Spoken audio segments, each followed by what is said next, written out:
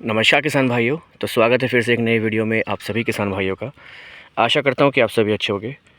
तो किसान भाइयों देखिए, ये जो आप खेत देख पा रहे हैं ये 0238 वैरायटी का गेहूं का खेत है। इसमें किसान भाइयों गेहूं थे और गेहूं के बाद हमने इसमें गन्ने की बुआई की है और 28 इंच पर हमने इसकी बुआई की है।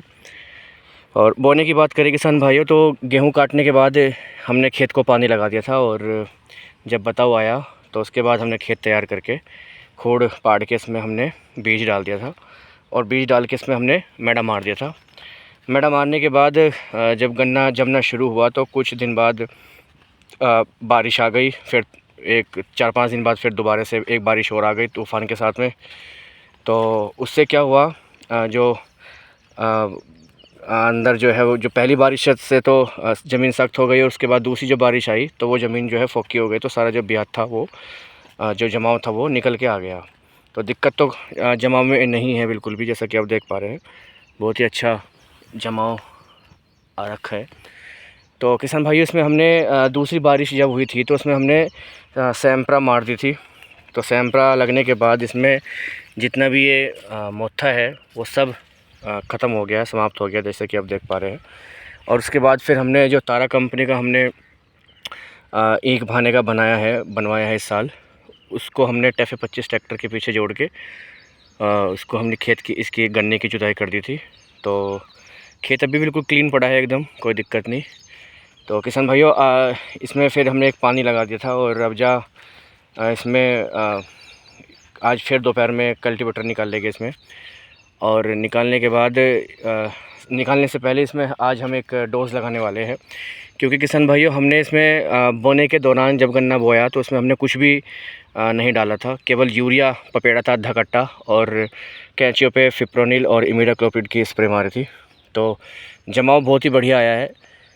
तो ये तरीका सही है किसान भाइयों, खूड़ो खूड़ स्प्रे मारना मुझे सही लगा, क्योंकि इससे क्या होता है कि जो कैंची टेढ़ी मेढ़ी पड़ी रहती है तो जब स्प्रे लगती है खूड़ो खूड़ तो एक तो वो सीध में आ जाती है और दूसरा बोने वाले को दिक्कत कर देता है।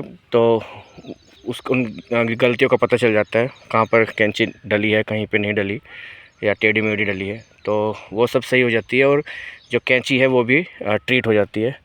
तो अगर हम किसान भाइयों खाद की बात करें तो क्योंकि बोने में हमने खाद बिल्कुल नहीं लगाया था, केवल यूरिया डाला था आधा कट्टा। तो बोने में देखिए किसान अभी हम जो सेकंड पानी लगा रहे हैं इसमें घास तो नहीं है। तो इससे पहले हम क्या कर रहे हैं कि एक भाने से पहले इसमें हम खाद लगा रहे हैं। तो खाद के अंदर अगर हम बात करें तो एक ये हमने डीएपी लिया है। ये किसान भाइयों अगर मैं बताऊँ आपको, ये छोटा खेत है, 5 बीघे से कम है। तो हमने ये करीब करीब पौन कट्टा डीएपी था, तो पौन कट्टा डीएपी लिया है। और दूसरा ये सिलिका है इंडोरामा कंपनी का।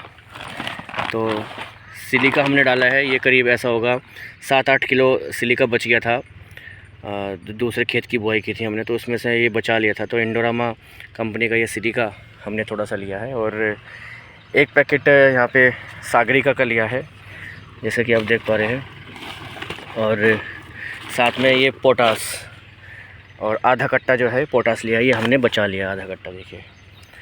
और यूरिया हमने नहीं लिया किसान भाइयों। यूरिया जो है हम पानी देने के बाद लगाएंगे, पानी देके उसके बाद खड़े हुए पानी में हम यूरिया और या फिर इसमें कुछ सल्फ़र वगैरह लगाने का प्लान है, जिससे कि ये क्योंकि ये तो खाद हो गया और साथ में नाइट्रोजन भी चाहिए और कुछ फुटाव का भी सामान चाहिए। तो फुटाव के लिए हम इसमें या तो सल्फ़र गिरेंगे या फिर कुछ जो साथ में माइक्रो न्यूट्रिएंट्स वगैरह लगाने का प्लान है। तो क्योंकि 75 खेत है तो इस वजह से इसको शुरू में ही अगर तगड़ी डोज दे देंगे तो ये फिर मार नहीं खाएगा। तो देख सकते हैं ये लाल रंग का तो पोटास है और साथ में ये काले रंग की जो है ये सागरिका है और ये पीले रंग का जो है ये डाई है और सिलिका जो है ये है, ये सिलिका है। तो सिलिका क्या काम करती है किसान भाइयों, जो हमारे खेत में जो माइक्रो न्यूट्रिएंट्स है उनको एक्टिव करके पौधों तक पहुंचाती है, फुटाव बहुत अच्छा कराती है। और पत्ते जो होते हैं किसान भाइयों, सिलिका जिस खेत में डलती है, पत्ते की लटक और चमक बहुत ही ज़बरदस्त आती है, बहुत चौड़ा पत्ता और लटक आ जाती है खेत में। तो ये थोड़ा सा बचा हुआ था, 7-8 किलो, 20 किलो का बैग आता है इसका, तो 7-8 किलो था, तो 7-8 किलो से भी कम ही था। तो ये इसके अंदर हम इसको लगा रहे हैं, बचा हुआ था। तो लगाने के बाद जो रिज़ल्ट है वो आप सभी किसान भाइयों के साथ में शेयर किया जाएगा इसका। तो देख सकते हैं अभी क्योंकि मैं अकेला हूँ तो इसको मिक्स करके बाल्टी के माध्यम से, बाल्टी उधर लेके आया हूँ स्कूटी पे, तो इसको क्या करेंगे हम, इसको इसके अंदर उस डाल देंगे खेत में, और फिर उसके बाद दोपहर में इसको कल्टीवेटर के माध्यम से इसकी जुताई कर देंगे। तो ये जो डाई वगैरह जो भी हम इसमें खेत में डाल रहे हैं, ये सब खेत के मिट्टी के अंदर मिल जाएगा, और मिलने से क्या होगा, फिर ये पौधों को प्राप्त हो जाएगा। और रही बात नाइट्रोजन की, यूरिया की, तो यूरिया तो पानी देने के बाद ही लगाना चाहिए। तो यूरिया को हम फिर जब 6-7 दिन बाद पानी देंगे तब हम लगाएंगे। तो कुछ इस तरीके का प्लान है। बाकी जानकारी कैसी लगी और कुछ सुझाव अगर आप हमें देना चाहते हो तो आप प्लीज़ दे सकते हैं, आपका स्वागत है। वीडियो देखने के लिए बहुत बहुत धन्यवाद। Thank you so much. Hare Krishna.